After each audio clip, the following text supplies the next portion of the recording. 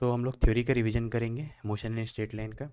फिर previous year questions के important questions कर लेंगे, जिससे हर कॉन्सेप्ट जो भी हम लोग पढ़ने वाले हैं यहाँ पे वो डिस्कस, मतलब जो भी कॉन्सेप्ट हम लोग टच करने वाले हैं उससे रिलेटेड पीवाईक्यूज कर लेंगे। ठीक है।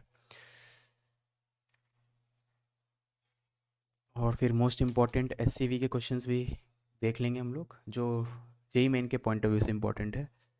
जो भी मैं लिखने वाला हूँ उसकी पीडीएफ आपको डिस्क्रिप्शन में मिल जाएगी। और जो ये वीडियो बाद में देखेंगे, जो ये लेक्चर बाद में देखेंगे, बाद में मतलब अभी जो लाइव नहीं देख रहे, बाद में देखेंगे, वो पॉज करे क्वेश्चन पे और खुद से ट्राई करे। ठीक है, 2 मिनट का समय ले, नहीं बने उसके बाद ही सॉल्यूशन देखे। ठीक है, और एनालाइज करे कि क्यों नहीं क्वेश्चन बना, है ना। तो जब तक मैं आपको दिखाना चाहूँगा कि क्या क्या क्वेश्चन हम लोग लिए हैं। तो ये 2022 का है, जिसमें डेट नहीं लिखा हुआ 2022 का है। ये 2018 का है, 2022, 2022, 2009। ठीक है, ये 2021 एंड सो ऑन। फिर लास्ट में एससीवी के भी कुछ प्रॉब्लम्स है ना। और अगर ये तो एम है कि हम लोग 1 घंटे में सब कर लेंगे। अगर 1-2 क्वेश्चन बच गया तो इतना हम लोग सीख लेंगे 1 घंटे में कि आप वो 1-2 क्वेश्चन जो बच जाएगा वो खुद से बाद में ट्राई कर सकते हैं। ठीक है, क्योंकि पीडीएफ आपको मिल ही जाएगी। तो चलो स्टार्ट करते हैं। 8:30 तक लेक्चर ख़त्म कर लेंगे हम लोग, है ना, 1 घंटे के बाद। ठीक है, तो सबसे पहले थ्योरी का रिवीजन करते हैं। तो याद रखना, हम लोग कैलकुलस का मतलब समझ लो आपको खाली रटा रटा है वर्जन चाहिए इस चैप्टर के लिए। ठीक है, कैलकुलस का फील हम लोग नेक्स्ट सेशन में लेंगे। तो नेक्स्ट सेशन जो होगा उसमें मैं कैलकुलस के बारे में डिटेल में बताऊंगा। यहाँ पे खाली डिफ्रेंशिएशन बेसिक और इंटीग्रेशन बेसिक आना चाहिए आपको। ठीक है, ओके। सबसे पहले मोशन इन स्ट्रेट लाइन, मतलब किसी स्ट्रेट लाइन के अलॉन्ग मोशन हो रहा होगा। ठीक है ना। तो मान लो वो स्ट्रेट लाइन ये है जिसके अलॉन्ग मोशन हो रहा है ना। अब इस स्ट्रेट लाइन में कहीं भी पार्टिकल होगा, क्योंकि मोशन स्ट्रेट लाइन में हो रहा है तो पार्टिकल तो इसी लाइन में कहीं ना कहीं होना चाहिए। ठीक है ना। तो पार्टिकल मान लो यहाँ पे है ना। ओके, तो अगर t = 5 सेकेंड पे पार्टिकल यहाँ पे है और उसका वेलोसिटी इस तरफ है और एक्सेलेरेशन उस तरफ है, कुछ भी हो सकता है ना सिचुएशन। वेलोसिटी मतलब क्या, वो कितना फास्ट चल रहा है और किस डायरेक्शन में चल रहा है, वो दोनों इन्फॉर्मेशन वेलोसिटी में रहेगा। एक्सेलरेशन मतलब क्या, उसका वेलोसिटी किस रेट से चेंज हो रहा है, मतलब पर सेकेंड उसका वेलोसिटी में कितने का फ़र्क आ रहा है, बेसिकली यही है। ठीक है, तो t = 5 सेकेंड पे उसका पोजीशन ये है, वेलोसिटी ये है, एक्सेलरेशन ये है। अब पोजीशन वगैरह नापने के लिए एक ओरिजिन चाहिए होगा। ठीक है, तो अगर मैं बता दिया जाए कि t = 5 सेकेंड में पार्टिकल का पोजीशन 12.5 मीटर है, मतलब हम लोग समझ जाएंगे कि ओरिजिन से पॉजिटिव डायरेक्शन में चलना है। ओरिजिन से स्टार्ट करके अगर पॉजिटिव डायरेक्शन में चले 12.5 मीटर तो हमें पार्टिकल मिल जाएगा।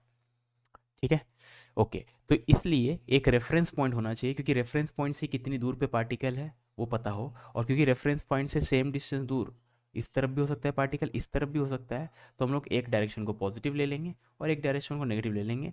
वो कुछ नहीं है कि राइट को ही पॉजिटिव लेना है, आप नेगेटिव भी ले सकते हो, उससे फ़र्क नहीं पड़ेगा। क्वेश्चन अगर नहीं बोला गया है तो आप किसी भी डायरेक्शन को पॉजिटिव लो, किसी भी डायरेक्शन को नेगेटिव लो, उससे फ़र्क नहीं पड़ेगा। ठीक है, तो ये लॉजिक समझ में आया ना, क्यों एक को पॉजिटिव लेना है एक को नेगेटिव लेना है। ठीक है ना। तो अगर जैसे +12.5 लिखा है तो हमें पता चल जाएगा ओरिजिन से पॉजिटिव डायरेक्शन की तरफ जाके, अगर पॉजिटिव में राइट की तरफ लिया तो ओरिजिन से राइट जाऊँगा 12.5 मीटर तो मुझे पार्टिकल मिल जाएगा। या अगर मैं यहाँ पे -12.5 रहता तो ओरिजिन से नेगेटिव डायरेक्शन में 12.5 जाएंगे तो पार्टिकल मिल जाएगा। ठीक है ना। तो यानी इस चैप्टर में आपको अगर वेक्टर नहीं भी आता है तो इस चैप्टर में कोई टेंशन की बात नहीं है। क्यों, क्योंकि प्लस और माइनस दो ही डायरेक्शन पॉसिबल है यहाँ पे। या तो ओरिजिन के राइट की तरफ जा रहा होगा पार्टिकल, या लेफ्ट की तरफ जा रहा होगा, या राइट की तरफ सिचुएट होगा या लेफ्ट की तरफ सिचुएट होगा, या राइट की तरफ एक्सीलेट कर रहा होगा या लेफ्ट की तरफ एक्सीलेट कर रहा होगा। ठीक है ना। तब यहाँ पे आप देखोगे तो पोजिशन, पार्टिकल का लोकेशन, पोजिशन मतलब क्या, पार्टिकल का एड्रेस। एड्रेस अगर आप देखोगे तो पार्टिकल तो राइट की तरफ है तो पॉजिटिव है। वेलोसिटी देखोगे तो लेफ्ट की तरफ है तो नेगेटिव है। एक्सेलरेशन देखोगे तो राइट की तरफ है तो पॉजिटिव है। अभी मैं सोचा ना, वेलोसिटी अगर लेफ्ट की तरफ है तो एक्सेलरेशन क्यों राइट की तरफ हो गया। ठीक है, एक्सेलरेशन और वेलोसिटी दोनों अलग अलग कॉन्सेप्ट है, दोनों अलग अलग चीज़ें है ना। देखो एक्सेलरेशन बेसिकली क्या होता है, अगर आपको फील चाहिए तो एक्सेलरेशन में तो समझ लो कि पार्टिकल के ऊपर नेट फोर्स जिस तरफ लग रहा होगा वो उस तरफ एक्सेलेरेट कर रहा होगा, बस। अब उसमें फिर सोचना नहीं है कि फोर्स उस तरफ लगा तो चल किस तरफ रहा है। ठीक है ना, चल उस तरफ, चलता उस तरफ है जिस तरफ वेलोसिटी हो, और जिस तरफ नेट फोर्स लग रहा होगा उस तरफ एक्सेलरेशन होगा। ठीक है, तो अगर वेलोसिटी और एक्सेलरेशन दोनों अपोजिट डायरेक्शन में तो पार्टिकल स्लो डाउन हो रहा होगा। आप सोचो ना, बॉल को आप ऊपर फेंकते हो तो आपके हाथ से छूटने के बाद बॉल क्या, एक्सेलरेशन डाउनवर्ड है, लेकिन वेलोसिटी ऊपर है, क्योंकि ऊपर जा रहा है इससे वेलोसिटी ऊपर है, लेकिन बॉल के ऊपर नेट फोर्स आपके हाथ से छूटने का डाउनवर्ड, इसलिए एक्सेलरेशन नीचे है। ठीक है, इससे तो बॉल स्लो डाउन होता है। अगर वेलोसिटी और एक्सेलरेशन अपोजिट डायरेक्शन में तो बॉल स्लो डाउन होगा, स्लो डाउन होते हुए हाईएस्ट पॉइंट पे रुक जाएगा, है ना। और अगर वेलोसिटी एक्सेलरेशन सेम डायरेक्शन में होंगे तो बॉल स्पीड अप होगा। जस्ट लाइक बॉल जब नीचे आते रहता है तो नीचे आते वक्त वेलोसिटी भी नीचे है, और नेट फोर्स तो आपको पता ही है बॉल के ऊपर नीचे ही रहेगा फ्री फॉल में, तो इसलिए स्पीड अप होता है और यहाँ पे स्लो डाउन होता है। ठीक है, तो इसको मैं मिटा देता हूँ, ये मैं समझाने के लिए यहाँ पे लिखा था जस्ट। ठीक है, ओके, तो ये समझ में आ गया होगा क्यों हम लोग साइन से ही इस चैप्टर में काम हो जाएगा। भले डायरेक्शन होता है पोजीशन वेलोसिटी एक्सेलरेशन का, लेकिन इस चैप्टर में दो ही पॉसिबल डायरेक्शन रहेगा, या तो पॉजिटिव डायरेक्शन या तो नेगेटिव डायरेक्शन। ठीक है, ओके। अब अगर आपके पास एक्स टी ग्राफ है और आपको वेलोसिटी निकालने बोला गया है तो आप स्लोप निकाल देना। जैसे आपको बोला जाए टी इक्वल टू 3 सेकंड में पार्टिकल का वेलोसिटी बताओ, तो टी इक्वल टू 3 सेकंड पे आप पॉइंट खोजना, ग्राफ का खोजना, मतलब पॉइंट जो ग्राफ का करस्पॉन्डिंग पॉइंट होगा टी इक्वल टू 3 सेकंड पे, वहाँ पे जाना, वहाँ पे एक टेंजेंट ड्रॉ कर देना। ठीक है, उस टेंजेंट का स्लोप को ही हम लोग वेलोसिटी बोलेंगे, है ना। तो वेलोसिटी होता है slope of position versus time graph, D x by d T. Detail में हम लोग कैलकुलस कल पढ़ेंगे, अभी के लिए वी होता है d x by d T, रट लो, मैं रट नहीं बोल रहा हूँ। ठीक है, वैसे एक्सीलरेशन होता है डी बाई डी टी। तो वेलोसिटी का चेंज बाय टाइम उसको बोलते हैं एक्सीलरेशन। वैसे पोजीशन का चेंज, डी एक्स मतलब क्या है, स्मॉल चेंज इन पोजीशन, और डी टी मतलब क्या है, स्मॉल चेंज इन टाइम या time taken, small time taken, उसका रेशियो को हम लोग वेलोसिटी बोलते हैं। ठीक है, तो वेलोसिटी हो गया, एक्सीलरेशन हो गया। अब वेलोसिटी को d x by d t यहाँ लिखेंगे तो d two x by d t two हो जाएगा, और इसको अगर डी एक्स से डिवाइड करो, डी एक्स से मल्टीप्लाई करें, तो इस चीज़ को ऐसे भी लिख सकते हैं। ठीक है, तो एक्सेलरेशन को डी बाई डी टी भी आप याद कर सकते हो, v d by d x भी याद कर सकते हो, डिपेंडिंग ऑन टाइम के टर्म्स में चाहिए आपको एक्सेलरेशन का वैल्यू, या एक्सप्रेशन या एक्स के टर्म्स में चाहिए, हम लोग क्वेश्चंस में देख लेंगे। ठीक है, अभी के लिए दोनों याद रखना है ना। ओके, अब डिस्प्लेसमेंट किसको बोलते हैं, तो डिस्प्लेसमेंट होता है चेंज इन पोजीशन। ठीक है, यानी final position minus initial position, है ना। अब फाइनल और इनिशियल के बारे में लोगों को कन्फ्यूजन होता है, तो फाइनल और इनिशियल हम लोग चेक मतलब पढ़ेंगे बाद में। ठीक है ना, फाइनल और इनिशियल का मतलब क्या होता है एक्चुअली में हम लोग बाद में डिटेल में पढ़ेंगे। ठीक है, अभी इसी में थोड़ी देर बाद ही पढ़ेंगे, है ना। तो वेलोसिटी होता है slope of x t graph, acceleration होता है slope of v t graph. Just like v क्या है, d x by d t, तो एक्स टी ग्राफ का स्लोप को वेलोसिटी बोलते हैं। वैसे अगर ए है डी बाई डी टी, मतलब वी टी ग्राफ का स्लोप को एक्सेलरेशन बोलेंगे। ठीक है, इस सब के ऊपर क्वेश्चन हम लोग मोस्टली कल करेंगे, आज हम लोग कैलकुलस के ऊपर क्वेश्चन नहीं करेंगे। लेकिन वेलोसिटी को एक्सप्लेन करना विदाउट यूजिंग डिफरेंशिएशन वो इम्पॉसिबल है, इसलिए मैं खाली बोल दे रहा हूँ डिफरेंशिएशन करेंगे एक्स का विद रिस्पेक्ट टू टी तो वेलोसिटी मिल जाएगा, वैसे वी का करेंगे विद रिस्पेक्ट टू टी तो एक्सेलरेशन मिल जाएगा। ठीक है, बस इतना याद रखना है अभी के लिए, है ना। ओके, अब इसी इक्वेशन को डी टी को उधर ले जाए तो D X is equal to V D T. अब D X is equal to V D T का मतलब क्या है, स्मॉल चेंज इन पोजिशन, यानी small displacement will be equal to velocity into small time. यही होगा ना, स्मॉल टाइम इंटरवल में अगर डिस्प्लेसमेंट निकालेंगे तो स्मॉल डिस्प्लेसमेंट आएगा। ठीक है ना, अब दोनों तरफ अगर इंटीग्रेट करें, है ना, अब इंटीग्रेट अगर आप दोपहर के 3 बजे से दोपहर के 5 बजे तक कर रहे हो, ठीक है, तो आपको डिस्प्लेसमेंट, छोटे छोटे डिस्प्लेसमेंट का सम मिल जाएगा। इंटीग्रेशन में तो सम होता है फ्रॉम 3 PM टू 5 PM, मतलब 3 बजे से 5 बजे के बीच में पार्टिकल का डिस्प्लेसमेंट जो आपको मिल जाएगा। तो डिस्प्लेसमेंट बिटवीन T1 और T2 बेसिकली आपको याद रखना है, अगर वो कैलकुलस समझ में नहीं भी आता है तो याद रखना है कि अगर T1 से T2 टाइम के बीच में डिस्प्लेसमेंट निकालना है तो वी डी टी का इंटीग्रेशन कर देंगे T1 से T2। ठीक है, जिस टाइम से जिस टाइम तक का चाहिए उस टाइम से उस टाइम तक का इंटीग्रेशन कर देंगे। यहाँ छोटा टाइम पुट करना है, यहाँ बड़ा टाइम पुट करना है। ठीक है, सिमिलरली अगर इस इक्वेशन को थोड़ा आगे बढ़ाए तो d v equal to a d t, d v equal to a t, तो small change in velocity will be equal to acceleration to small change in time. अब इसको अगर इंटीग्रेट करें, ठीक है, दोनों तरफ इंटीग्रेशन करेंगे तो T1 से T2 तक इंटीग्रेट करेंगे तो डी वी है स्मॉल चेंज इन वेलोसिटी, और उसका सम करेंगे, मतलब स्मॉल चेंज इन वेलोसिटी को जोड़ेंगे तो बिग चेंज इन वेलोसिटी मिल जाएगा, जिसको सिंपली चेंज इन वेलोसिटी बोलते हैं। तो T1 से T2 टाइम के बीच में अगर ए डी टी का इंटीग्रेट करें, एक्सेलरेशन टाइम ग्राफ का इंटीग्रेशन करें T1 से T2 टाइम तक, तो हमें मिलेगा चेंज इन वेलोसिटी। ठीक है ना, अब चेंज इन वेलोसिटी कब से कब के बीच में, T1 से T2 के बीच में। ठीक है, चेंज मतलब हमेशा याद रखना final velocity minus initial velocity. मतलब क्या है, फाइनल और इनिशियल का मतलब होता है आप कब से कब देख रहे हो, बस जब से देखना स्टार्ट किए हो उसको इनिशियल बोल देंगे, जब देखना खत्म किया उसको फाइनल बोल देंगे। वो आपके ऊपर डिपेंड करता है, जो क्वेश्चन सॉल्व करता है उसके ऊपर डिपेंड करता है, अनलेस क्वेश्चन में मेंशन नहीं किया गया है। ठीक है, उसके ऊपर और चर्चा करेंगे क्वेश्चन करते वक्त, है ना। तो अब इंटीग्रेशन को एरिया अंडर द कर्व बोलते हैं, इसको कल डिटेल में पढ़ेंगे। अभी के लिए तो इंटीग्रेशन जो है मतलब एरिया अंडर द कर्व है। तो change in velocity between T1 T2 निकालना है तो area under the curve between T1 T2 निकाल लो। वैसे चेंज इन पोजीशन यानी डिस्प्लेसमेंट बिटवीन T1 T2 निकालना है तो area of the curve between T1 and T2 निकाल लो। ठीक है, ओके। अब एवरेज वेलोसिटी होता है change in position divide by time taken. तो ऊपर जो वेलोसिटी पढ़ रहे थे सब इंस्टेंटेनियस वेलोसिटी था, दोपहर के 3 बजे गाड़ी कितनी फास्ट चल रही है और किस डायरेक्शन में चल रही है, वो हो जाएगा इंस्टेंटेनियस वेलोसिटी। लेकिन दोपहर के 3 बजे से दोपहर के 5 बजे तक गाड़ी का एवरेज वेलोसिटी क्या है, वो होता है एवरेज वेलोसिटी, ठीक है ना। तो एवरेज वेलोसिटी के दौरान या एवरेज वेलोसिटी की बात करते वक्त टाइम इंटरवल बड़ा रहेगा, और इंस्टेंटेनियस वेलोसिटी की जब बात करेंगे टाइम इंटरवल ऑलमोस्ट जीरो रहेगा, ठीक है ना। ये जब dt लिखते हैं तो dt मतलब ऑलमोस्ट जीरो टाइम इंटरवल, ठीक है। ओके, तो फिर से आप अगर एवरेज वेलोसिटी निकालना चाहते हो टी से टी एफ के बीच में, इनिशियल मोमेंट से फाइनल मोमेंट के बीच में, तो फाइनल मोमेंट पे जो पोजीशन होगा वो लिख दो, इनिशियल मोमेंट में जो पोजीशन होगा वो लिख दो, उसका रेशियो ले लो, ठीक है ना। तो मतलब change in position divided by time taken, है ना। अब ये सब चीज़ ये मत सोचना ये कहाँ से आया, ये सब डेफिनेशन है। जब हम लोग एवरेज वेलोसिटी की बात कर रहे हैं मतलब इनडायरेक्टली इस रेशियो की बात कर रहे हैं, ठीक है, ये डिफाइन किया गया है ना।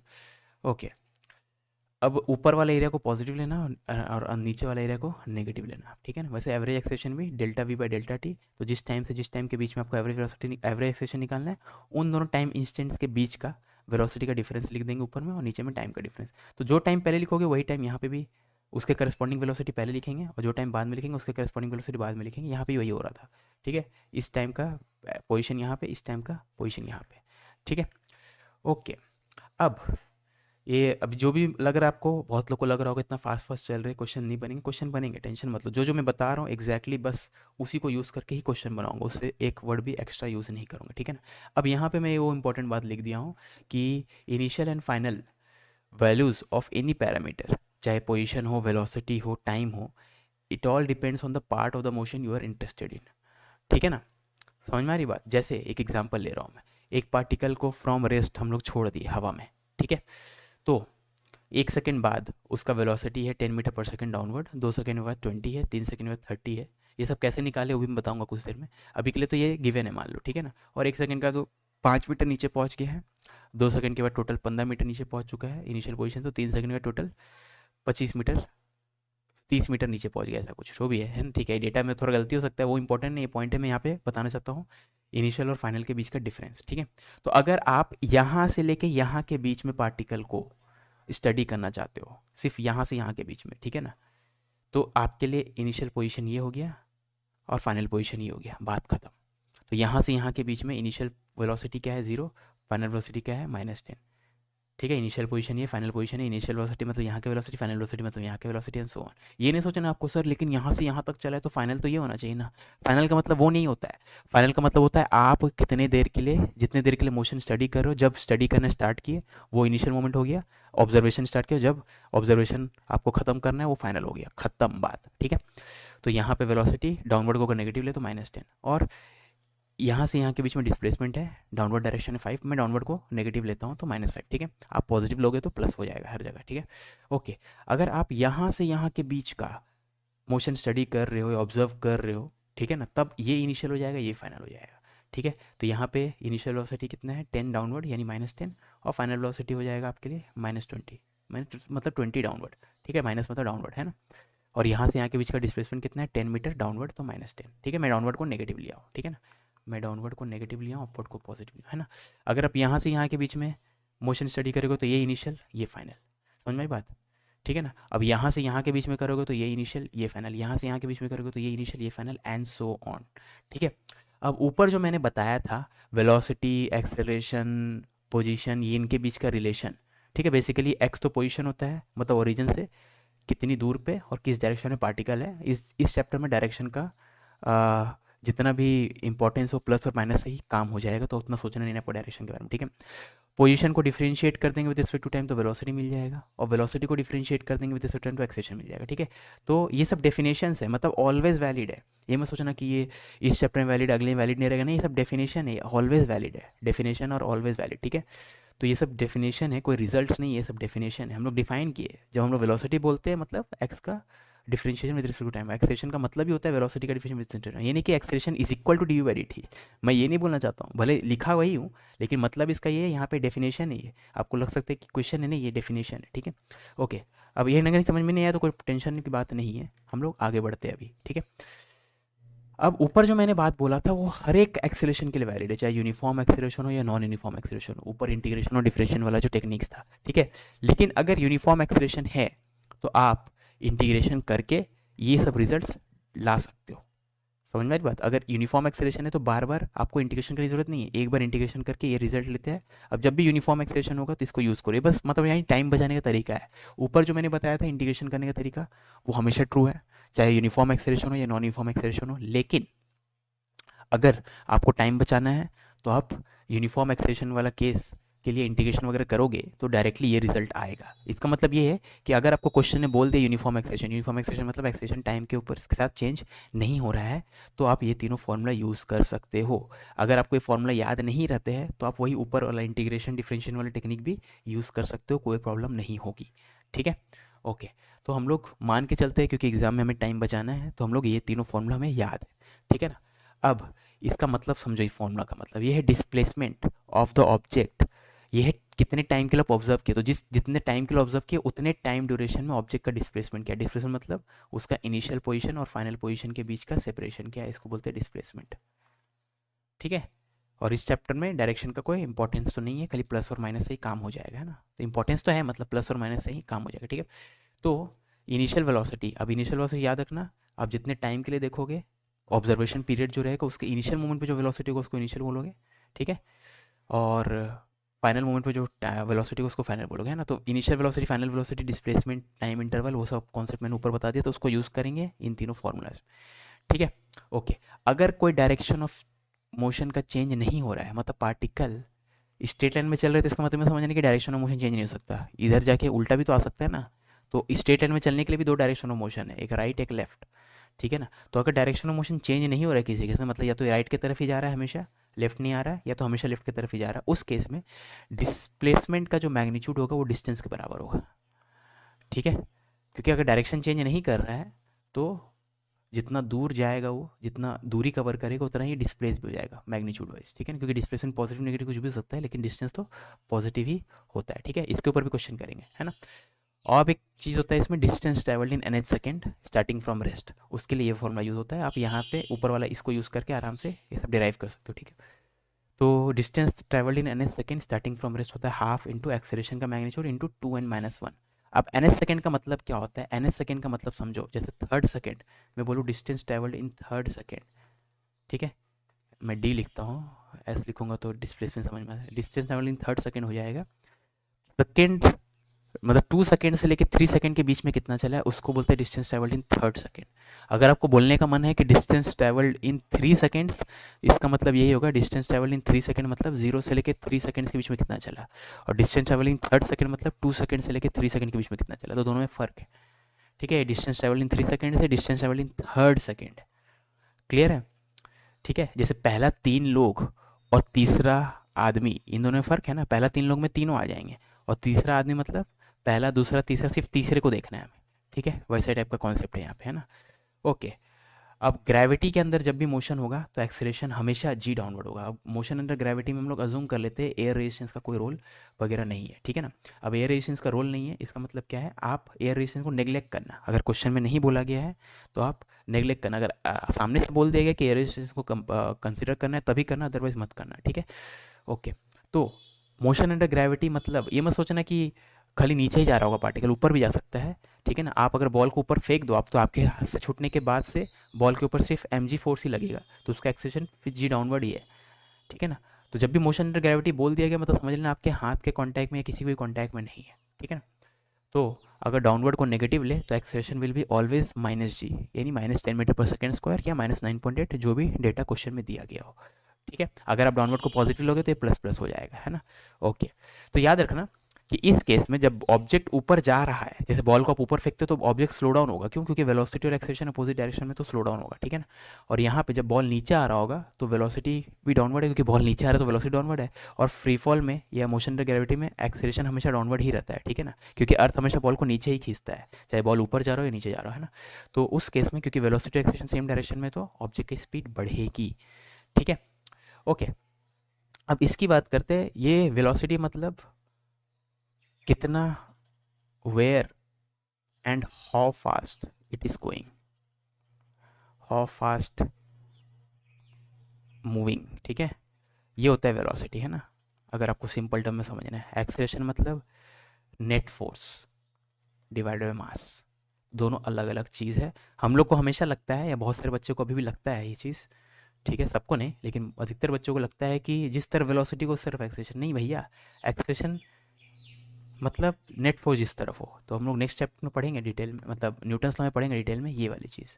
तो नेट फोर्स जिस तरफ होगा उस तरफ एक्सेलेरेशन होगा, और ऑब्जेक्ट जिस तरफ जा रहा होगा उस तरफ वेलोसिटी होगा, ठीक है। ओके, बस अब हम लोग क्वेश्चंस पे जंप करते हैं, है ना।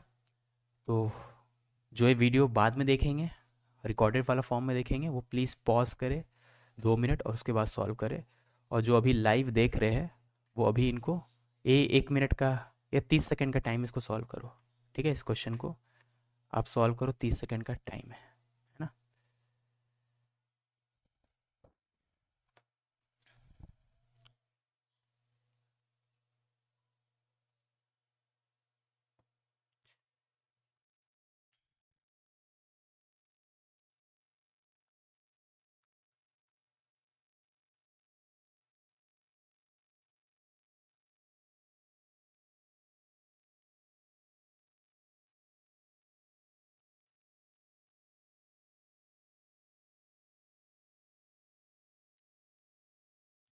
चलो 30 सेकंड हो गए, तो अब इसको सॉल्व करते हैं हम लोग। तो आपको बोल दिया है t is equal to root x plus 4, ठीक है। देन डी एक्स पर e t at t equal to 4। अब डी एक्स पर ई टी मतलब क्या है, वेलोसिटी। आपको पूछा जा रहा है basically velocity at t equal to 4 second, ठीक है ना। तो अगर x और t का रिलेशन दे दिया है तो वेलोसिटी निकालने के लिए क्या करेंगे, डिफ्रेंशिएट करो ना, डी एक्स पर ई टी निकाल लो, ठीक है ना। डी एक्स पर e t at t equal to 4 second, है ना। तो यहाँ से अगर आप इसको देखो तो root x equal to t minus 4 हो जाएगा, ठीक है। यानी x will be equal to t minus 4 का स्क्वायर। तो D x by d t अगर निकालो तो इसको डिफ्रेंशिएट करेंगे तो 2 × t−4, ठीक है। तो 2 × t−4 और t का वैल्यू 4 पुट करेंगे तो 0 हो जाएगा, है ना। तो t का वैल्यू 4 पुट करेंगे तो 0 हो जाएगा, है ना। तो आंसर हो जाएगा आपका ऑप्शन बी, ठीक है। 30 सेकेंड, इसको ट्राई करो 30 सेकेंड।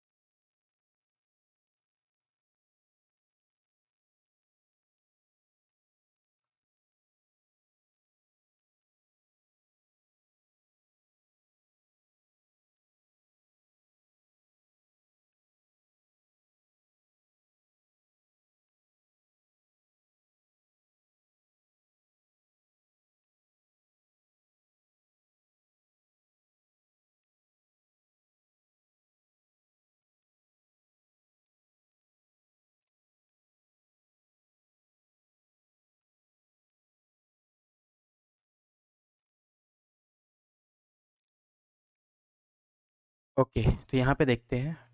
हाँ, तो लोगों का जवाब आया है। तो अभी मैं नहीं बताऊँगा कौन सही है, अभी मैं सीधा सॉल्व करता हूँ, ठीक है। उससे पता चल जाएगा आपको क्या सही है क्या गलत है, या बीच में ही आप खुद सोच पाओगे कि आपने क्या गलती की, ठीक है।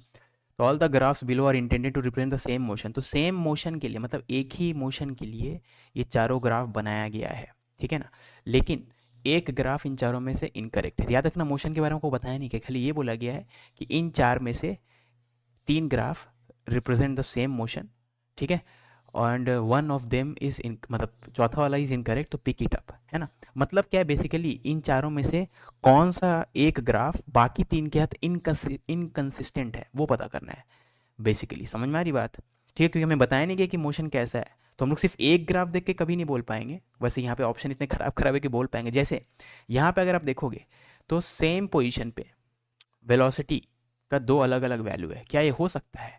आप सोचते इसके बारे में, ठीक है। सेम टाइम पे 2 वेलोसिटी हो सकता है क्या? वो पॉसिबल नहीं है। जैसे दोपहर के 3 बजे या तो आप 20 मीटर पर सेकंड से चल रहे होंगे या 30 मीटर पर सेकंड से, या कोई भी एक वैल्यू से। ये नहीं कि दोपहर के 3 बजे सेम पार्टिकल या तो 20 से चल रहा होगा, मतलब 20 से भी चल रहा होगा, 30 से भी चल रहा होगा, ये तो पॉसिबल नहीं है ना।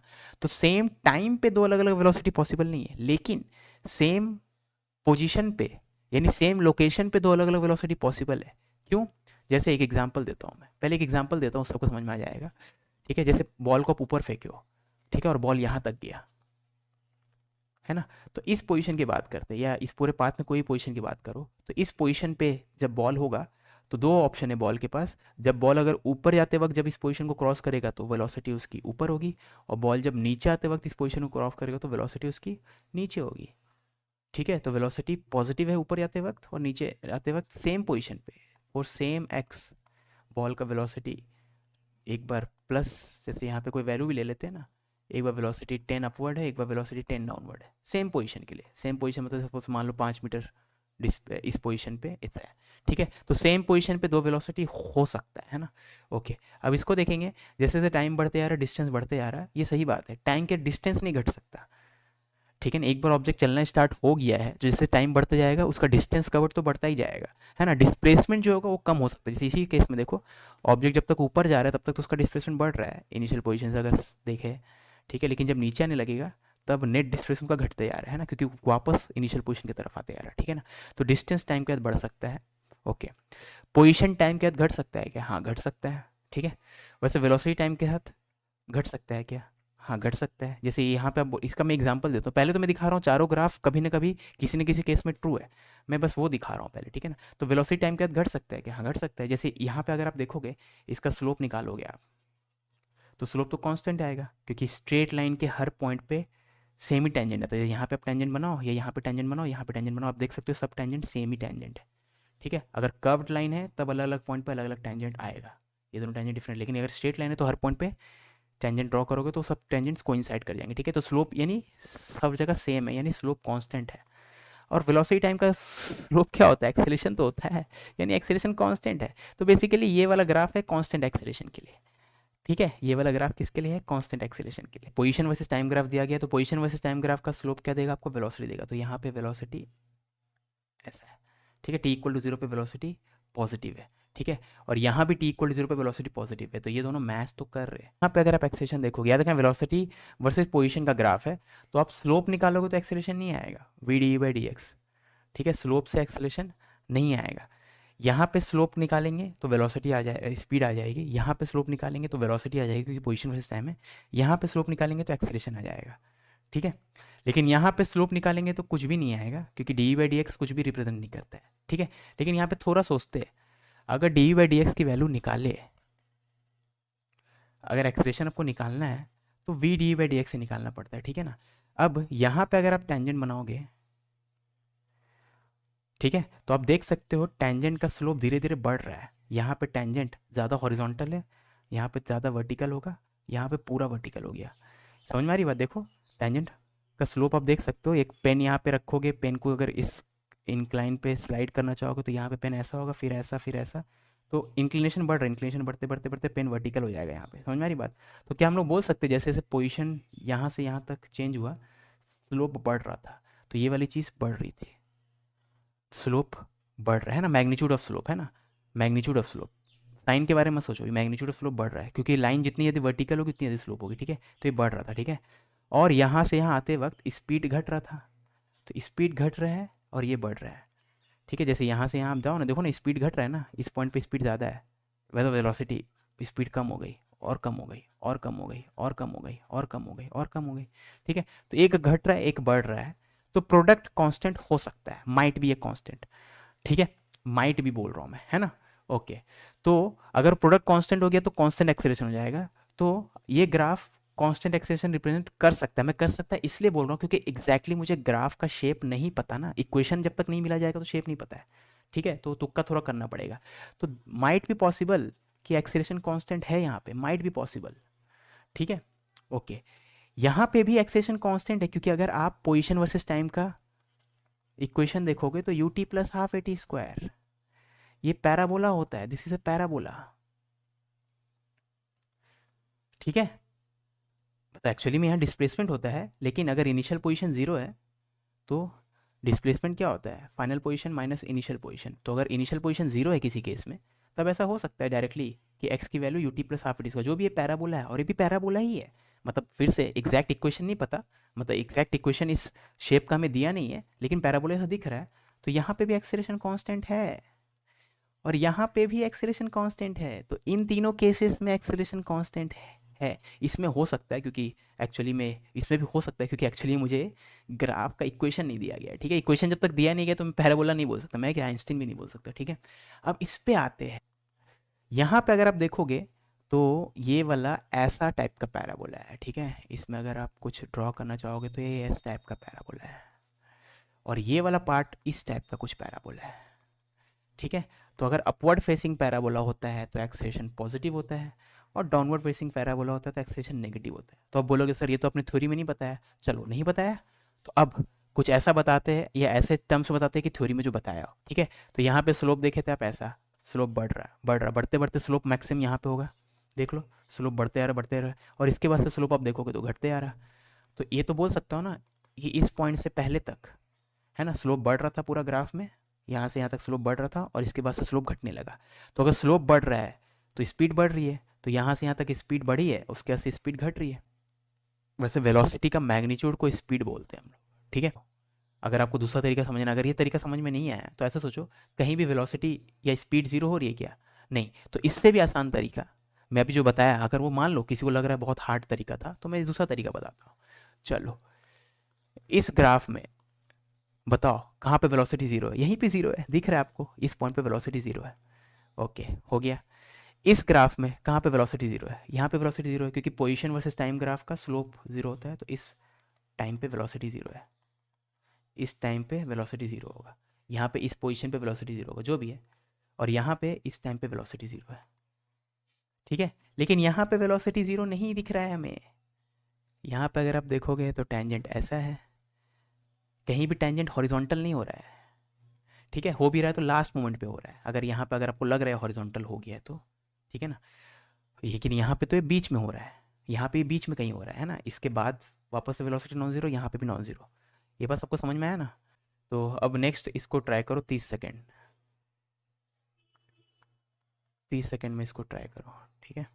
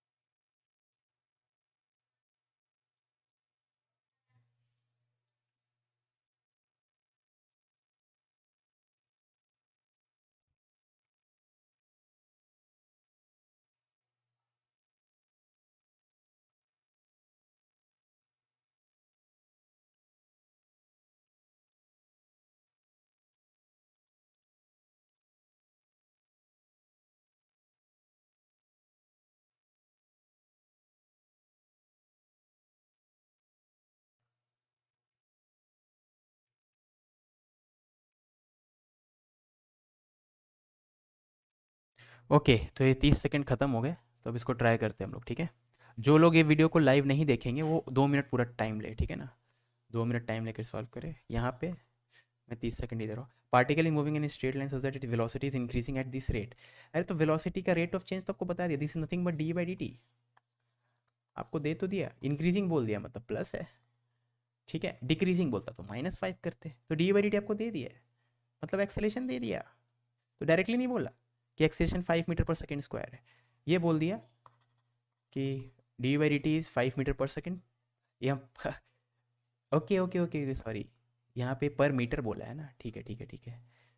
अगर मैं मान लूँ ये सही है, सेकंड गलती से यहाँ पे मीटर नहीं लिख, मतलब ये मीटर को मैं सही मान के चल रहा हूँ, ठीक है ना, तब डायरेक्टली इसको नहीं बोलेंगे, थोड़ा मेहनत लगेगा अभी, ठीक है ना। तो यहाँ पर सेकंड होता ना तो डायरेक्टली हम इसको एक्सेलरेशन बोलते हैं, ठीक है। अब इसका मतलब समझो क्या है, particle moving straight line such that its velocity is increasing at this rate पर मीटर, ये पर मीटर दिया हुआ है, ठीक है। मतलब आपको चेंज इन वेलोसिटी पर पर यूनिट डिस्प्लेसमेंट दिया हुआ है, यानी चेंज इन पोजीशन दिया हुआ है, ठीक है ना। तो चेंज इन वेलोसिटी आपको दिया हुआ है 5 मीटर पर सेकेंड, और डिस्प्लेसमेंट कितना है 1 मीटर, समझ में आई बात, ठीक है ना। Change in velocity per unit displacement दिया हुआ है, ठीक है ना। मतलब 1 मीटर चलने के बाद पार्टिकल का इस वेलोसिटी जो है 5 मीटर पर सेकेंड से बढ़ जा रहा है, ठीक है। ओके इसका मतलब ये नहीं कि एक्सेलरेशन कांस्टेंट है कि नहीं वो हमें नहीं पता, अभी पता चलेगा डिफरेंशिएट मतलब थोड़ा मेहनत करने के बाद। Acceleration of the particle is how much at a point where velocity is 20 metre per second. Okay, तो आपको बेसिकली यहाँ पे अगर आप कैलकुलस के फॉर्म में लिखना चाहो तो आपको यहाँ पे ये जो लाइन है ना, ये है डीवी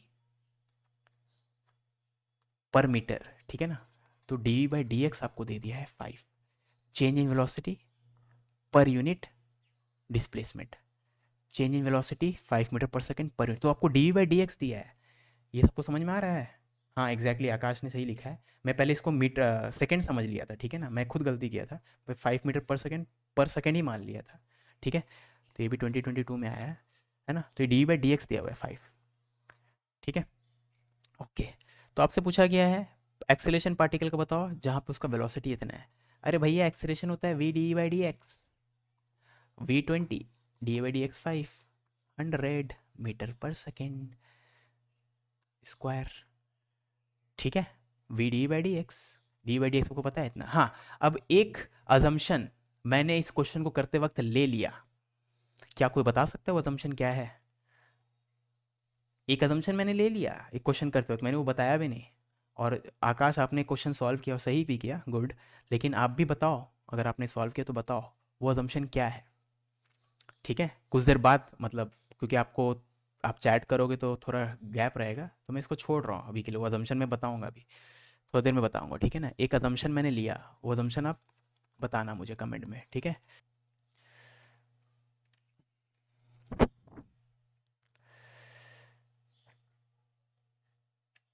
इसका जल्दी से आंसर बताओ, 30 सेकंड तो हो गए होंगे। तो पर्सन मूव कर रहा है A to B on a circular path, distance travel by him is 60। तो आपको ये लेंथ दे दिया है 60, ठीक है। ये लेंथ आपको 60 दे दिया है ना। डिस्टेंस मतलब क्या होता है? Length of path. तो ये लेंथ मतलब आप एक धागा रखोगे यहाँ से यहाँ के बीच में, तो उस धागा की लंबाई होगी 60 मीटर, ठीक है ना।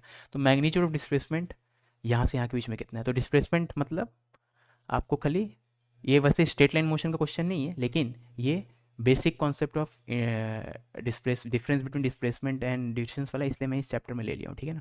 तो डिस्प्लेसमेंट तो इस वेक्टर को बोलते हैं, पता है ना आपको, ठीक है। तो डिस्प्लेसमेंट पूछा गया तो एक्चुअली में वेक्टर बताना है, लेकिन आंसर में आप देख सकते हो खाली लेंथ बताया गया है, डायरेक्शन से मतलब नहीं। तो हमें इस एरो का लेंथ निकालना है। तो बेसिक फंडा क्या है? इस एरो का लेंथ निकालना है, ठीक है। तो हम लोग क्या करेंगे, ये पता है अगर हमें, तो हम लोग रेडियस निकाल सकते हैं। सिंपल ज्योमेट्री, क्लास 9 का ज्योमेट्री से अगर मुझे सर्कल का पार्ट का लेंथ पता है तो हम लोग रेडियस निकाल सकते हैं, क्योंकि एंगल ही पता है, ठीक है। एक बार रेडियस पता चल जाए तो हम लोग ये भी निकाल सकते हैं, ठीक है। तो चलो, तो अगर ये 60 मीटर है, 135 डिग्री, ठीक है ना। तो 135 डिग्री, तो 360 डिग्री में 2 पाई आर होता है। तो 135 डिग्री में हो जाएगा, जैसे 360 डिग्री अगर टर्न होता तो पूरा सर्कल का लेंथ कवर कर लेता 2 पाई आर। तो 135 डिग्री में कितना हो जाएगा? दिस इंटू 135 डिवाइडेड बाई 360, ठीक है। तो this must be equal to 60, क्योंकि आपको पता है 135 डिग्री में 60 चला है ना। तो इसको यूज़ करके आप आर निकाल लोगे ना, बताओ मुझे, इसको यूज़ करके आर निकल जाएगा। तो आर आपको आ जाएगा मीटर में, क्योंकि ये 60 मीटर था, ठीक है। एक बार आर आपके पास आ गया है तो फिर क्वेश्चन देखो कितना आसान है। ये आर, ये आर, ठीक है। और आपको ये पूछा गया है, मेरा ड्राइंग बहुत ख़राब है आज, और ज़्यादा ख़राब हो रहा है, ठीक है। आपको इसका लेंथ बताना है, ठीक है। और ये एंगल दिया हुआ है 135, यही एंगल दिया हुआ है 45, है ना। ये अगर 135 है तो ये कितना होगा? 45 होगा, ठीक है। ये वाला लेंथ बताना है, तो बता सकते हो ना। किसको किसको लग रहा है नहीं बता सकते हो? बता सकते हो ना। चलो देख लो यहाँ पे। अगर नहीं बता सकते हो, ये मत सोचना आपको वेक्टर कॉन्सेप्ट का जरूरत पड़ेगा, ए स्क्वायर प्लस बी स्क्वायर, अगर वो नहीं पता तब भी हो जाएगा ये, ठीक है ना। तो अगर आप इसको थोड़ा अच्छे से देखो, तो इसको दो पार्ट में तोड़ देते हैं, एक ये वाला पार्ट और एक ये वाला पार्ट, ठीक है। ये भी आर है, याद रखना है ना। तो ये हो जाएगा आर कॉस 45 और ये हो जाएगा आर साइन 45। तो ये लेंथ निकालना है, तो ये length will be equal to ये पूरा स्क्वायर, ठीक है, r plus r by √2, sorry.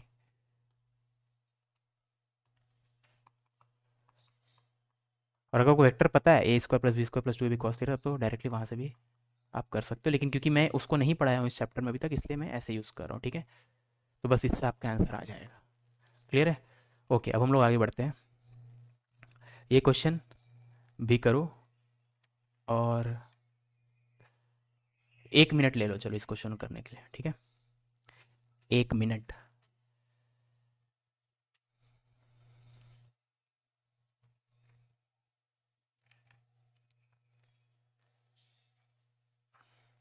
किसी को इलास्टिक का मतलब अगर नहीं पता तो इलास्टिक मतलब समझ लेना कि जितने स्पीड से ग्राउंड से टकरा रहा है उतने स्पीड से ही वो रिबाउंड भी कर रहा है, ठीक है।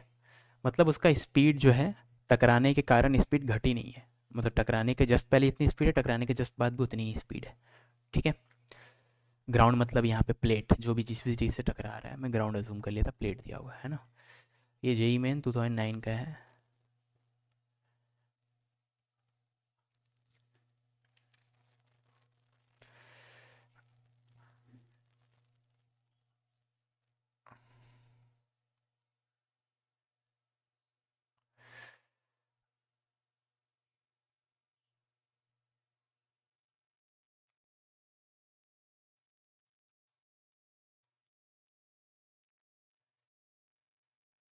ठीक है, तो यहाँ पे टाइम हो गया है। तो आपको रबर बॉल इतना हाइट से छोड़ा गया वो सब इंपॉर्टेंट नहीं, क्वेश्चन में डेटा इतना खराब दिया गया कि हम तुरंत पता कर सकते हैं। सबसे पहली बात, बॉल को किसी हाइट से छोड़ा गया, इस प्लेट से टकरा रहा है, तो पहले तो बॉल का वेलोसिटी डाउनवर्ड होगा, और टकराने के बाद बॉल का वेलोसिटी अपवर्ड होगा, और वही सब मैग्नीट्यूड का होगा, है ना। तो जिस पोजीशन पे हम लोग देखेंगे उस पोजीशन पे वही होगा, मतलब वेलोसिटी एक बार नीचे होगी एक बार अपवर्ड होगी, मतलब वेलोसिटी अपना साइन चेंज करेगा, ठीक है। तो आपके मोशन में ऐसा नहीं हो सकता कि आपका वेलोसिटी हमेशा पॉजिटिव है या हमेशा नेगेटिव है, ठीक है। तो velocity positive for some time, negative for some time, negative for some time, है ना, ये होता ही रहेगा, दिस विल कंटिन्यू, ठीक है। क्योंकि बॉल अपना स्पीड तो लूज़ नहीं कर रहा, तो ये मोशन होता ही जाएगा, होता ही जाएगा, होता ही जब तक रोका ना जाए, ठीक है।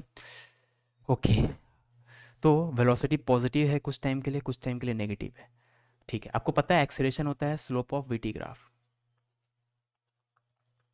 अब याद रखना, चाहे बॉल नीचे आ रहा हो या बॉल ऊपर जा रहा हो, ठीक है, बॉल का एक्सेलरेशन हमेशा डाउनवर्ड रहेगा, ए ऑलवेज डाउनवर्ड एक्सेलरेशन, क्योंकि फ्री फॉल में ना बॉल, ऑलमोस्ट ऑलमोस्ट मैं इसलिए बोल रहा हूँ, जिस मोमेंट पे कांटेक्ट में प्लेट के उस मोमेंट पे फ्री फॉल नहीं बोल सकते, उसके अलावा उसका 99.999% ऑफ द टाइम तो हवा में ही है ना, फ्री फॉल में, ठीक है ना। तो एक्सेलरेशन जब कांटेक्ट में, उस समय वैसे भी हम लोग निकाल नहीं सकते उसका एक्सेलरेशन वगैरह, अभी के लिए तो उसको बोल जाओ। तो एक्सेलरेशन इज ऑलवेज डाउनवर्ड, तो एक्सेलरेशन इज ऑलवेज डाउनवर्ड, मतलब एक्सेलरेशन या तो हमेशा पॉजिटिव रहेगा अगर आप डाउनवर्ड को पॉजिटिव लियो, या नेगेटिव रहेगा अगर आप डाउनवर्ड को नेगेटिव लियो, ठीक है ना। तो acceleration does not change sign, तो वेलोसिटी अपना साइन चेंज करेगा, एक्सेलरेशन साइन चेंज नहीं करेगा इस क्वेश्चन में, ठीक है। अगर आप ये वाला ग्राफ देखो तो यहाँ पे आप देखोगे तो स्लोप नेगेटिव है, लाइन नीचे जा रहा है, स्लोप नेगेटिव है, यहाँ पे स्लोप पॉजिटिव है, तो इस पार्ट के लिए एक्सेलरेशन अगर देखें, acceleration slope of VT graph होता है तो स्लोप एक्सेलरेशन नेगेटिव है, और इस पोर्शन के लिए एक्सेलरेशन पॉजिटिव है। वेलोसिटी बढ़ रहा मतलब एक्सेलरेशन पॉजिटिव, वेलोसिटी घट रहा मतलब एक्सेलरेशन नेगेटिव। यहाँ पे वही है, इतने टाइम के लिए एक्सेलरेशन नेगेटिव है, इतने टाइम के लिए एक्सेलरेशन पॉजिटिव है, ठीक है। लेकिन मैंने क्या बोला, acceleration will not change sign, तो मतलब ये दोनों ऑप्शन एलिमिनेट हो गया, ठीक है। तो इन दोनों में से एक होना चाहिए, अभी दोनों तो मैच कर रहा है, तो दोनों में से कुछ भी ले लो, है ना। ठीक है, ए बी, हाँ, तो ये दोनों तो सेम ही ग्राफ है, ठीक है ना, तो इन दोनों में से कुछ भी ले लो, ठीक है। Velocity as a function of time, height as a function of time, तो velocity as a function of time, तो एक खराब खराब ग्राफ यहाँ पे दिया गया है, ठीक है। समझ में आई बात। ओके, अब इस पे थोड़ा मेडिटेशन करते हैं हम लोग थोड़ा और, ठीक है। अब ऐसा हो सकता है कि जिस बुक से मैं एक क्वेश्चन उठाया हूँ वो बुक वालों ने प्रिंटिंग एरर कर दिया हो, एक्चुअल जेई मेन में सही क्वेश्चन है, उन्होंने प्रिंटिंग एरर कर दिया है, ठीक है ना, आई डोंट नो, कुछ भी हो सकता है पॉसिबल। तो उस चीज़ को अगर हम लोग ध्यान में रखें, या एक्चुअल में सोचे कि वेलोसिटी टाइम ग्राफ क्या आना चाहिए था, अगर उसको सोचे तो मैं बताना चाहता हूँ कैसा आना चाहिए, ठीक है। तो अगर मैं डाउनवर्ड को नेगेटिव ले रहा हूँ, अगर मैं डाउनवर्ड को नेगेटिव ले रहा हूँ, तो वेलोसिटी टाइम ग्राफ अगर मुझे बनाना पड़े तो कैसा हो मैं बताता हूँ, ठीक है। तो जैसे आप बॉल को छोड़े हो तो बॉल का वेलोसिटी तो जीरो होगा, और जैसे जैसे नीचे जाते जाएगा उसका वेलोसिटी नेगेटिव होता जाएगा, ज़्यादा नेगेटिव, मतलब नेगेटिव है लेकिन और ज़्यादा नेगेटिव होता जाएगा, -5 -10 -15 ऐसा कुछ कुछ, ठीक है। तो मैं कुछ डेटा ले लेता हूँ, -5 -10, यूनिट नहीं बता रहा हूँ ताकि एग्जैक्ट कैलकुलेशन की ज़रूरत भी ना पड़े, ठीक है ना। तो इनिशियल तो जीरो होगा और कांस्टेंट एक्सेलरेशन है, ठीक है। तो वेलोसिटी बढ़ता मतलब जो भी है कांस्टेंट वेलोसिटी आपका इनिशियल क्या बोलते हैं इसको, हाँ आपका एक्सेलेरेशन नेगेटिव है, ठीक है, डाउनवर्ड को मैं नेगेटिव लिया ना, तो एक्सेलेरेशन तो हमेशा डाउनवर्ड ही रहता है फ्री फॉल में, तो एक्सेलेरेशन भी नेगेटिव है तो वेलोसिटी हमेशा घटता ही जा रहा है, देखो घटता ही जा रहा है, घटता ही जा रहा है, ठीक है। जैसे ग्राउंड से टकराएगा तो ग्राउंड के कारण जो फोर्स लगेगा उसके कारण वेलोसिटी इंस्टेंटेनियसली +10 से -10 हो जाएगा, ठीक है। अभी डेटा पे उतना भरोसा मत करना कि मुझे कैसे पता 10 तक ही जाना है ना, मैं जस्ट इसको रैंडमली लेके बना रहा हूँ, इसको मैं मिटा दूंगा अभी, ठीक है। तो वेलोसिटी -10 से तुरंत +10 हो जाएगा इंस्टेंटेनियसली। तो जैसे ग्राउंड में टकराने के जस्ट पहले -10 है वेलोसिटी, ग्राउंड में टकराने के जस्ट +10, ठीक है। उसके बाद फिर से एक्सेलेरेशन का स्लोप यही होना चाहिए क्योंकि फिर से वो फ्री फॉल हो रहा है, समझ में आई बात। फिर जैसे ग्राउंड में टकराएगा ऐसे, फिर ऐसे, ठीक है। तो वीटी ग्राफ कुछ ऐसा होना चाहिए था। अब मैं इस डेटा को मिटा देता हूँ, नहीं तो बाद में आप सोचोगे मैंने कैसे पता कर लिया, ये होगा, लेकिन पॉइंट ये वीटी ग्राफ ऐसा होना चाहिए, ठीक है। सॉरी माइक हिल गया तो शायद डिस्टर्बेंस आया होगा। एनीवेज, तो अगर ये लोग यहाँ पे प्रिंटिंग एरर कर दिए, इसको वर्टिकल बनाना चाहते हैं, वर्टिकल नहीं बनाए तो अलग बात है, ठीक है। अब हम लोग position as a function of time देखते हैं, है ना। तो पोजीशन मैक्सिमम, शुरू में तो मैक्सिमम हाइट पे है, तो शुरू में तो हाइट सबसे ज़्यादा है, फिर घटते घटते घटते घटते प्लेट का हाइट, प्लेट पे अगर हाइट 0 माने तो 0 हो गया, फिर बढ़ते बढ़ते मैक्सिमम हाइट पे गया, फिर घटते घटते 0 हो गया, बढ़ते बढ़ते मैक्सिमम हाइट, घटते 0। और यहाँ से आप ये भी देख सकते हो कि यहाँ से यहाँ के बीच में वेलोसिटी नेगेटिव है, कहीं भी टेंजेंट बनाओ वेलोसिटी नेगेटिव नेगेटिव नेगेटिव, ठीक है। उसके बाद वेलोसिटी पॉजिटिव पॉजिटिव पॉजिटिव, फिर हाईएस्ट पॉइंट पे रुक गया, वेलोसिटी नेगेटिव नेगेटिव, यहाँ पे देख लो आप स्लोप 0 है तो वेलोसिटी 0 यानी हाईएस्ट पॉइंट पे है, फिर नेगेटिव नीचे आ रहा है, फिर एंड सो ऑन, ठीक है। तो इन दोनों में से कुछ भी ले सकते हो, समझ में आई बात। ओके, ठीक है। तो हो सकता है फिर से बुक वालों ने प्रिंटिंग एरर किया हो। ओके, अब इसको करो, 1 मिनट का समय है, इसको करो।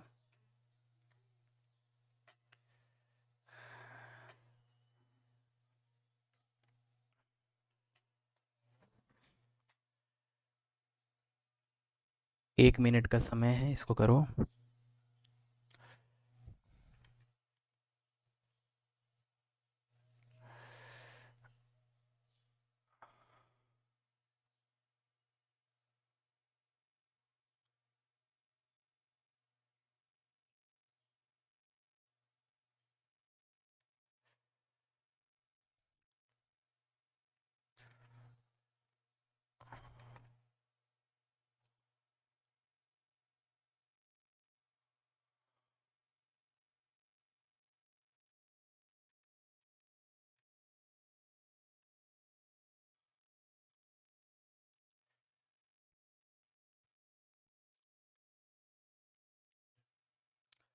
ओके, बस हो गया टाइम। अब इसको करना है हमें, रिटार्डेशन पूछा है, ठीक है। अब रिटार्डेशन मैंने थ्योरी में नहीं बताया था, तो रिटार्डेशन मतलब होता है माइनस ऑफ एक्सेलरेशन, तो नेगेटिव ऑफ एक्सेलरेशन को रिटार्डेशन बोलते हैं, ठीक है। तो आप अगर एक्सेलरेशन निकाल लो, उसका नेगेटिव ले लेंगे तो रिटार्डेशन कहलाएगा, ठीक है।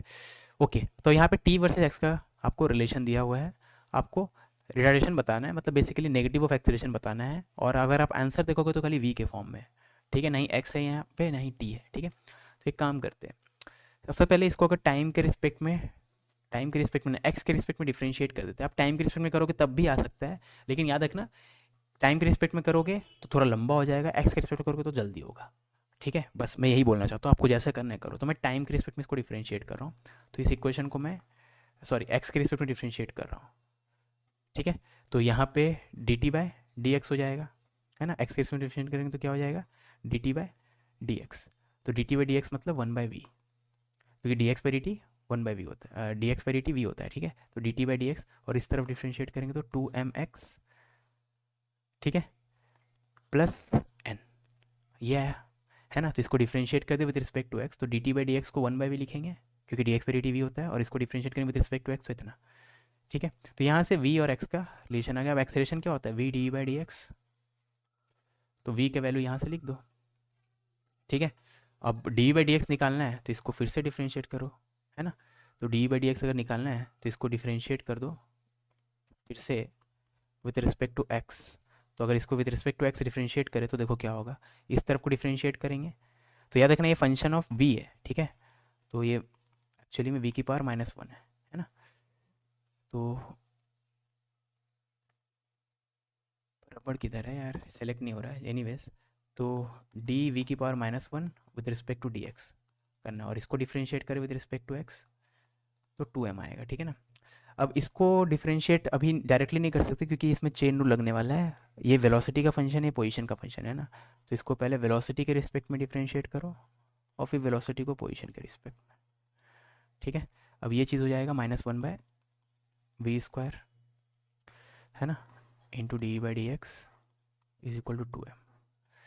ठीक है, तो यहाँ से आपके पास dy/dx हो गया -2mv²। ठीक है, ओके, तो dy/dx -2mv² हो गया। तो v dy/dx, और dy/dx क्या है, -2mv², तो हो जाएगा -2mv³। ठीक है, तो एक्सेलरेशन -2mv³ आया, तो रिटार्डेशन हो जाएगा उसका नेगेटिव, मतलब ऑप्शन 1। ठीक है, तो आई होप ये समझ में आ गया होगा, है ना। ओके, अब ये क्वेश्चन आप बाद में होमवर्क में कर लेना, सिंपल है, इसको ट्राई करो। 1 मिनट का समय, 1 मिनट काफ़ी इस क्वेश्चन के लिए, इसको ट्राई करो। ठीक है,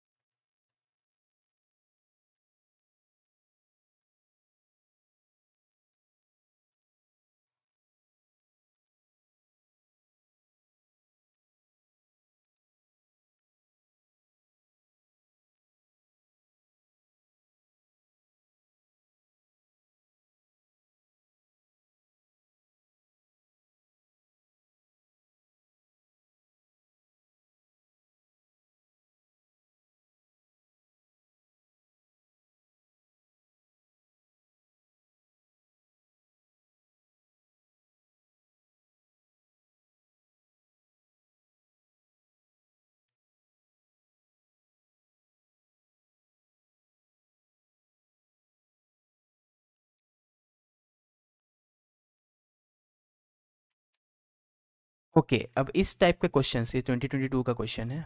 ठीक है, अब इस टाइप के क्वेश्चंस करने में, जगलर वाले क्वेश्चन करने में लोगों को थोड़ा प्रॉब्लम होता है ना। तो इसको देखो कैसे करना है, समझो यहाँ पे। ठीक है, तो आपको क्या सोचना है कि याद रखना, जगलर जो बॉल को मूव करवाता है वो रिपीटेटिव मोशन होता है। जगलर जब भी कहता है, क्या कहता है, रिपीटेटिव मोशन।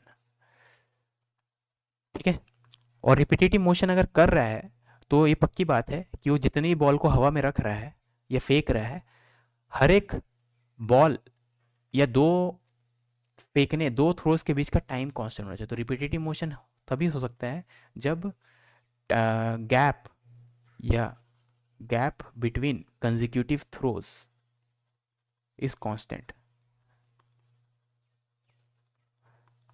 इसका मतलब समझ में आ रहा है ना। तो सपोज पहला बॉल और दूसरे बॉल को फेंकने के बीच में 10 सेकंड का गैप है, तो दूसरे और तीसरे बॉल को फेंकने के बीच में भी 10 सेकंड का गैप रहेगा। ठीक है, ये नहीं कि पहला और दूसरे के बीच में 10 सेकंड का गैप है, दूसरे और तीसरे के बीच में 2 सेकंड का गैप है, वो नहीं कर सकता वो। मतलब करेगा तो फिर उसका जो दिखाना चाहता है जगलर, ठीक है, वो पैटर्न नहीं दिखा पाएगा। समझ में आई बात। तो gap between consecutive throws is constant. अब आपको क्या बोला गया है कि 1 सेकंड में n बॉल्स फेंक रहा है, n बॉल्स फेंक रहा है 1 सेकंड में। ठीक है, तो अगर n बॉल्स 1 सेकंड में फेंक रहा है तो दो कंसेक्यूटिव थ्रोज के बीच का गैप क्या हो जाएगा। तो अगर n बॉल्स पर सेकंड फेंक रहा है, इसका मतलब है गैप बिटवीन कंसेक्यूटिव थ्रोज क्या हो जाएगा, 1/n। ये बस आपको समझ में आए ना, क्या हो जाएगा, 1/n। ठीक है, समझ में आई बात। अगर n बॉल्स 1 सेकंड में फेंक रहा है, ठीक है ना, तो किसी भी दो बॉल के फेंकने के बीच का गैप कितना होगा, 1/n। ठीक है, ओके। अब इसमें थोड़ी गलती है, वो मैं क्वेश्चन एंड होगा तब बताऊंगा। ठीक है ना, अभी के लिए तो मान लो ये सही है। ठीक है, ओके। तो दो बॉल्स के दो कंजिक्यूटिव थ्रोज के बीच का गैप कितना है, 1/n, है ना। ओके, अब इसका मतलब क्या है, तो मान लो ये फर्स्ट बॉल है, इसको मैं 1 से मार्क कर रहा हूँ। फर्स्ट बॉल को फेंका u स्पीड से या किसी भी स्पीड से, इसी पॉइंट से फेंका जा रहा है। ठीक है ना, फर्स्ट बॉल को फेंका, t = 0 है मान लो अभी टाइम। तो जब सेकेंड बॉल को फेंक रहा होगा वो, याद रखना सेम पोजीशन से फेंकेगा लेकिन मैं थोड़ा दूर बना रहा हूँ, तब टाइम की वैल्यू क्या होगी 1/n। जब थर्ड बॉल को फेंकेगा वो, तब समय का वैल्यू क्या हो चुका होगा 2/n एंड सो ऑन। समझ में आई बात? क्योंकि दो के बीच का गैप 1/n सेकेंड्स होना चाहिए, दो कंजिक्यूटिव थ्रोज के बीच का गैप 1/n सेकेंड होना चाहिए। ये क्लियर है? ठीक है। अब आपको बोल दिया गया है जब फर्स्ट बॉल हाईएस्ट पॉइंट पे है तब सेकेंड बॉल वो फेंक रहा है, ठीक है। यानी जब सेकेंड बॉल वो फेंक रहा है उस समय फर्स्ट बॉल तो रेस्ट पे आ चुका होगा, ठीक है। जब सेकेंड बॉल फेंक रहा है उस समय फर्स्ट बॉल हाईएस्ट पॉइंट पे, इसका मतलब यही हो सकता है ना। देखो फर्स्ट बॉल चलना कब स्टार्ट किया था, t=0 पे, और फर्स्ट बॉल को ऊपर जाने में कितना टाइम लगा, 1/n सेकेंड ही तो लगा, क्योंकि t=0 पे चलना स्टार्ट किया था और t=1/n सेकेंड पे हाईएस्ट पॉइंट पे है, ठीक है। तो इससे आपको पता चल जाएगा कि time of accent 1/n second. Clear है? ठीक है। तो आपसे पूछा कि मैक्सिमम हाइट बॉल कितना पूछेगा। अब याद रखना जितना टाइम ऊपर जाने में लगता है उतना टाइम नीचे आने में लगता है। तो टाइम ऑफ एसेंट अगर इतना है तो टाइम ऑफ डिसेंट भी 1/n सेकेंड होगा, ठीक है। ओके। अब टाइम ऑफ डिसेंट से जल्दी आ जाएगा आंसर, क्यों? क्योंकि जब आप नीचे वाला मोशन देखोगे तो नीचे आते वक्त हाईएस्ट पॉइंट पे तो रेस्ट पे है, ठीक है, और ये लोएस्ट पॉइंट है, यहाँ तक इसको आना है बॉल को, यहाँ पे हाथ है आदमी का, ठीक है। तो यही आपसे पूछा गया है ना, ये लेंथ कितना है ना। तो s equal to u t plus half AT² लगा दो। क्यों? क्योंकि u 0 हो गया। अगर आप यहाँ से यहाँ तक का मोशन देखोगे तो u 0 हो गया, ठीक है। तो u को 0, एक्सेशन कितना है डाउनवर्ड डायरेक्शन में, -g इंटू टाइम स्क्वायर, कितना टाइम लगेगा नीचे आने में 1/n, ठीक है। तो ये g/2n², माइनस में तो डिस्प्लेसमेंट है, आपको तो डिस्टेंस बताना है, तो आपका आंसर क्या हो जाएगा g/2n²। मैं डाउनवर्ड को नेगेटिव लिया हूँ तो मेरा डिस्प्लेसमेंट ऑफकोर्स नेगेटिव आएगा, क्योंकि ऊपर से नीचे आते वक्त ऑफकोर्स नीचे जा रहा है तो डिस्प्लेसमेंट नेगेटिव है। ओके, चलो एक क्वेश्चन को भी आप बाद में कर सकते हो, इसके बारे में अभी बात कर लेते हैं।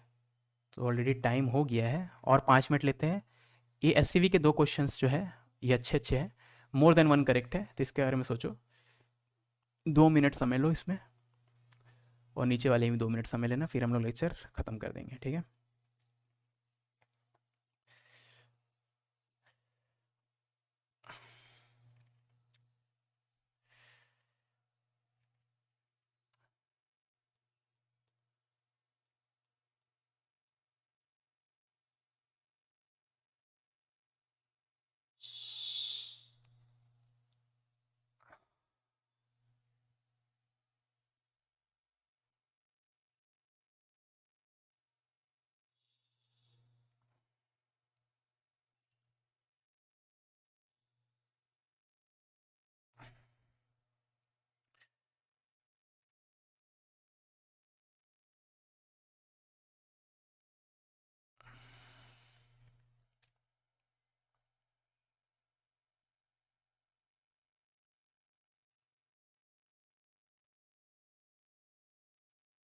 ओके, तो ये इनफ है। अब मैं इसका बताता हूँ। तो करेक्ट स्टेटमेंट पूछा गया है, तो magnitude of velocity of a particle is equal to speed, ठीक है। ये तो डेफिनेशन है, this is definition of speed, और मैंने बोला था ना डेफिनेशन हमेशा ट्रू होता है ना, ये तो डेफिनेशन ऑफ स्पीड है, ठीक है। तो ये स्टेटमेंट तो करेक्ट होगा। Magnitude of average velocity in an interval is equal to its average speed in that interval, ठीक है। तो किसी इंटरवल के लिए जो एवरेज वेलोसिटी होगा और जो एवरेज स्पीड होगा उन दोनों का मैग्नीट्यूड सेम होना चाहिए, यही बोला जा रहा है बेसिकली, ठीक है। तो इसको सोचते हैं इसके बारे में। तो अगर आप एक बॉल को हाई ऊपर फेंको, ठीक है, बॉल को ऊपर फेंको, इसका एग्जांपल सोचते हैं, एक बॉल है उसको आप ऊपर फेंक रहे हो, ठीक है। तो हाईएस्ट पॉइंट पे तो रेस्ट पाएगा। तो इस पूरे मोशन के लिए, तो पूरा मोशन देखेंगे तो यहाँ से यहाँ वापस यहाँ है ना, ऊपर जाएगा नीचे आया ना। इस पूरे मोशन के लिए अगर मैं पूछूं एवरेज वेलोसिटी तो आप बोलोगे 0। क्यों? क्योंकि जहाँ पे था वहाँ पे वापस आ गया। तो एवरेज वेलोसिटी होता है चेंज इन पोजीशन या डिस्प्लेसमेंट बाय टाइम। तो पूरे मोशन को अगर देखेंगे तो डिस्प्लेसमेंट 0 है ना। समझ में आई बात? क्योंकि आपने पूरे मोशन को देखना है, मतलब जो स्टार्टिंग पॉइंट है वही फिनिशिंग पॉइंट भी हो गया ना। तो एवरेज वेलोसिटी 0 है, ठीक है। लेकिन पूरे मोशन को देखे तो अगर मान लो ऊपर जाने में ऊपर ये डिस्टेंस 5 मीटर है, ये भी 5 मीटर है, और टाइम लगा है डेल्टा टी। एवरेज स्पीड अगर देखे तो एवरेज स्पीड 0 नहीं आएगा, एवरेज स्पीड हो जाएगा total distance by total time. तो 10/2 डेल्टा टी यानी 5/डेल्टा टी। ठीक है, मान लो ऊपर जाने में डेल्टा टी टाइम लगा है और नीचे जाने में भी डेल्टा टी टाइम लगा है। ठीक है, या आप ऊपर और नीचे आने का टोटल टाइम भी डेल्टा टी लोगे तो यहाँ खाली डेल्टा टी आ जाएगा, है ना। पॉइंट ये है कि दिस इज नॉट जीरो, लेकिन एवरेज वेलोसिटी जीरो है, average speed is not zero. ठीक है, तो यहाँ पे जो बोला गया है कि एवरेज वेलोसिटी और एवरेज स्पीड का किसी भी टाइम इंटरवल में, किसी टाइम इंटरवल में मैग्नीट्यूड इक्वल होता है, ये ट्रू नहीं है। हाँ, अब वैसा केसेस एक दो खोज सकते हैं, एक दो एग्जाम्पल में दे सकता हूँ जहाँ ये ट्रू होगा। ठीक है, लेकिन अगर आपको कोई स्टेटमेंट दिया गया है और वो स्टेटमेंट में कहीं लिखा नहीं गया है कि दिस इज ऑलवेज ट्रू या समटाइम्स ट्रू, मतलब वो ऑलवेज ट्रू बोलना चाह रहे हैं, या तो यहाँ पे मे भी लिखना चाहिए था। तो magnitude of average velocity in an interval may be equal to average speed in that, अगर वो लिखा था तब ये स्टेटमेंट ट्रू होता, क्योंकि मे भी लिख दिया मतलब हो भी सकता है नहीं भी हो सकता है। तो मैंने एक एग्जांपल दिखाया जहाँ नहीं हो सकता है, वैसा भी एक एग्जांपल दिखा सकता हूँ जहाँ हो सकता है। खाली आप अपवर्ड मोशन का देखो, यहाँ पे सिर्फ अपवर्ड मोशन के लिए, for only upward motion, only upward motion की बात करें तो एवरेज वेलोसिटी, अपवर्ड मोशन की बात करें तो यहाँ से यहाँ तक डिस्प्लेसमेंट कितना है 5 मीटर, टाइम कितना है डेल्टा टी, और एवरेज स्पीड निकाले अपवर्ड मोशन के लिए, ओनली अपवर्ड मोशन के लिए। ठीक है, तो कितना डिस्टेंस चला है नीचे से यहाँ से ऊपर जाने में, कितना डिस्टेंस चला है 5 metre divided by time taken, दोनों सेम है। समझ में आ रही बात। तो अगर कोई स्टेटमेंट के फेवर में अगर कोई आपको एग्जाम्पल मिल गया तो जरूरी नहीं कोई स्टेटमेंट सही है। ठीक है, क्योंकि वो स्टेटमेंट बाकी केसेस में सही है कि नहीं वो आपको नहीं मिला ना, एक ही एग्जाम्पल मिला सपोर्ट के लिए, समझ में आ रहा है, या एक दो एग्जाम्पल ही मिल रहे। ठीक है, बाकी केसेस में सही कि नहीं पता नहीं। ठीक है, तो ये स्टेटमेंट इसलिए गलत है। ठीक है, it is possible to have a situation in which the speed of a particle is always zero. तो किसी ऐसा सिचुएशन बोला जा रहा है, क्या है पॉसिबल है कि पार्टिकल का स्पीड हमेशा जीरो है। तो अगर पार्टिकल का स्पीड हमेशा जीरो है, हर मोमेंट पे जीरो है, तो पार्टिकल यानी हमेशा रुका हुआ है, पार्टिकल हमेशा रुका हुआ है तो मोशन हो ही नहीं रहा है। लेकिन average speed is not zero, मतलब मोशन हो ही नहीं रहा है तो एवरेज स्पीड तो जीरो होगा ही ना, तो ये तो इनकरेक्ट है। ठीक है, यहाँ खाली इंग्लिश में और लंबे लंबे सेंटेंसेस में हमें कंफ्यूज करने की कोशिश की जा रही है, लेकिन कंफ्यूज नहीं होना है, उसको तोड़ना है, समझना है। ठीक है, उसके बाद लास्ट में it is possible to have a situation, क्या ये सिचुएशन पॉसिबल है। अब जब भी possible to have a situation बोला जा रहा है मतलब आपको सिर्फ एक सपोर्ट में एग्जाम्पल खोजना है, सिर्फ एक। ठीक है, okay. It is possible to have a situation in which the speed of the particle is never zero. तो पार्टिकल का स्पीड कभी भी जीरो नहीं है, किसी मोमेंट में पार्टिकल का स्पीड जीरो नहीं है, लेकिन average speed in the interval is zero. ठीक है, तो पार्टिकल का स्पीड कभी भी जीरो नहीं है लेकिन एवरेज स्पीड जीरो है। ये पॉसिबल है क्या, सोचते हैं। अब एवरेज स्पीड क्या होता है, एवरेज होता है total distance travel by total time taken, है ना। अब अगर पार्टिकल का स्पीड कभी भी जीरो नहीं है, इसका मतलब ये है कि कुछ ना कुछ तो डिस्टेंस ट्रैवल किया ही होगा ना, तो कुछ ना कुछ डिस्टेंस ट्रैवल किया है तो एवरेज स्पीड भी जीरो नहीं होगी। ठीक है, तो speed of the particle is never zero, अगर स्पीड कभी भी जीरो नहीं है तो एवरेज स्पीड भी जीरो नहीं हो सकती। ठीक है, ओके। और यहाँ था it is possible to have situation with the speed of the particle is always zero but the average speed not zero, तो ये दोनों पॉसिबल नहीं है। ये समझ में आया। ठीक है, ओके। एक और लास्ट क्वेश्चन, जो भी दो क्वेश्चन बच गए ना वो होमवर्क में कर लेना, 2-3 क्वेश्चन। ठीक है, ये लास्ट क्वेश्चन ये देख लो, बस इसके लेक्चर खत्म।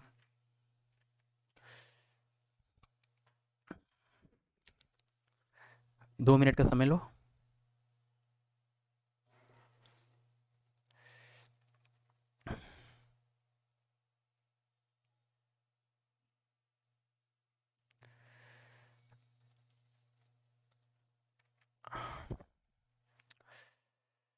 तो the velocity of the particle is zero, तो पार्टिकल का वेलोसिटी आपको दे दिया है t इक्वल टू जीरो पे जीरो है, बस इसके अलावा कुछ नहीं बोला गया है। ठीक है, मोशन यूनिफॉर्म एक्सेलरेशन है, नॉन यूनिफॉर्म एक्सेलरेशन है, कुछ भी नहीं, खाली एक मोमेंट पे वेलोसिटी दे दिया है बस। ठीक है, तो acceleration of the particle must be zero. अरे भैया, एक्सेलरेशन पता करने के लिए आपको चेंज इन वेलोसिटी पता होना चाहिए, लेकिन आपको खाली एक मोमेंट पे अगर वेलोसिटी दिया तो चेंज इन वेलोसिटी कैसे निकालोगे। एक्सेलरेशन क्या होता है, change in velocity bye time taken, लेकिन चेंज इन वेलोसिटी निकालने के लिए आपको दो मोमेंट का वेलोसिटी तो पता होना चाहिए कम से कम। यहाँ तो लेकिन एक ही मोमेंट का वेलोसिटी है। अगर next moment velocity 20 metre per second हो गया तो एक्सेलरेशन छोटा होगा। नेक्स्ट मोमेंट वेलोसिटी अगर 40 मीटर पर सेकंड हो गया तो एक्सेलेरेशन बड़ा होगा एंड सो ऑन। ठीक है, नेक्स्ट मोमेंट में भी एक्सेलेरेशन वेलोसिटी अगर 0 रहा तो एक्सेलेरेशन 0 हो गया। ठीक है, तो आप इससे पता नहीं कर सकते, एक्सेलेरेशन पता कर ही नहीं सकते। ठीक है, एक्सेलेरेशन मे भी 0, मस्ट भी 0 है, मे भी 0। हाँ, मे भी मतलब शायद मतलब एक्सेलेरेशन 0 हो सकता है वैसा एक एग्जांपल दे सकते हैं, हाँ दे सकते हैं। अगर ऑब्जेक्ट हमेशा रेस्ट पे रहा, ठीक है, टी इक्वल 0 सेकंड पे रेस्ट पे, उसके नेक्स्ट मोमेंट भी रेस्ट पे है, तब उसका एक्सेलेरेशन 0 हो जाएगा। तो मे भी बोला जाएगा, मतलब क्या ये पॉसिबल है? हाँ पॉसिबल है, लेकिन मस्ट भी मतलब पक्की बात है कि 0 ही हो, नहीं। वो 0 भी हो सकता है, 1 भी हो सकता है, 10,000 भी हो सकता है, -10 भी हो सकता है, कुछ भी हो सकता है। ठीक है, अगर एक्सेलेरेशन 0 है फ्रॉम 0 सेकेंड टू 10 सेकेंड, मतलब शुरू के 10 सेकेंड में अगर एक्सेलेरेशन 0 है तो speed is also 0 in this interval. सही है, क्योंकि शुरू में देखो वेलोसिटी 0 था, और एक्सेलेरेशन भी अगर 0 है तो वेलोसिटी बढ़ेगा ही नहीं या घटेगा ही नहीं, चेंज ही नहीं होगा, क्योंकि एक्सेलेरेशन होने से ही वेलोसिटी चेंज होता है। तो एक्सेलेरेशन अगर 0 है तो वेलोसिटी चेंज नहीं होगा। तो इनिशियल वेलोसिटी 0 है, वेलोसिटी 0 ही रहेगा इस पूरे ड्यूरेशन के दौरान। तो स्पीड भी ऑल्सो 0 इन दिस इंटरवल। सही है, वेलोसिटी विल ऑलवेज रिमेन 0, इसलिए सही है। ठीक है, इफ द स्पीड इज 0, अगर पहला 10 सेकेंड में पार्टिकल चला ही नहीं तो acceleration is also 0 in this interval. ये भी सही है, अगर ऑब्जेक्ट चला ही नहीं, शुरू में नहीं चल रहा था और अगले 10 सेकंड भी नहीं चला, तो ऑब्जेक्ट में मोशन तो हुआ ही नहीं है, मोशन हुआ ही नहीं है, तो velocity is always 0, velocity is always 0, मतलब एक्सेलरेशन इज ऑलवेज 0। ठीक है, तो पीडीएफ आपको डिस्क्रिप्शन में मिल जाएगा, जो भी बचे हुए क्वेश्चन होंगे वो खुद से ट्राई करना, और पीडीएफ में मतलब जितने भी प्रीवियस ईयर क्वेश्चन है उनका सोल्यूशन का लिंक भी मिल जाएगा। अगर वो वीडियो में अभी तक यूट्यूब में नहीं डाला हूँ तो डालने के बाद में अपडेट कर दूंगा डिस्क्रिप्शन और लिंक डाल दूंगा। ठीक है, मेरे चैनल पे होना चाहिए, अगर नहीं है तो मैं डाल दूंगा। ठीक है, चलो मिलते हैं कल सुबह 7:30 बजे। नहीं, देखो यहाँ पे क्वेश्चन है, वेलोसिटी 0 बोला है लेकिन स्पीड कहाँ 0 बोला है? अरे स्पीड मतलब होता है मैग्नीट्यूड ऑफ वेलोसिटी। ये अभी मैं चैट देखा, स्पीड मतलब होता है मैग्नीट्यूड ऑफ वेलोसिटी। तो अगर वेलोसिटी -10 मीटर पर सेकेंड है तो स्पीड इसका मैग्नीट्यूड ले लो तो 10 मीटर पर सेकेंड है। अगर वेलोसिटी 10 मीटर पर सेकेंड है तब भी स्पीड 10 मीटर पर सेकेंड है। ठीक है, तो अगर 0 होगा वेलोसिटी तो स्पीड तो मैग्नीट्यूड ऑफ वेलोसिटी है ना, तो 0 का मैग्नीट्यूड तो 0 ही रहेगा ना, इसलिए। नहीं आकाश, वही तो मैं बोलना चाहता हूँ, अगर वेलोसिटी 0 है तो पक्की बात है स्पीड 0 है, अगर स्पीड 0 है तो पक्की बात है वेलोसिटी 0 है। ठीक है, याद रखना, speed is nothing but velocity without direction, मतलब वेलोसिटी में डायरेक्शन वाली इन्फॉर्मेशन को हटा दो तो स्पीड बन गया। तो ऑब्जेक्ट 10 मीटर पर सेकंड से ईस्ट की तरफ जा रहा है, ये हो गया वेलोसिटी। ऑब्जेक्ट 10 मीटर पर सेकंड से जा रहा है, ये हो गया स्पीड।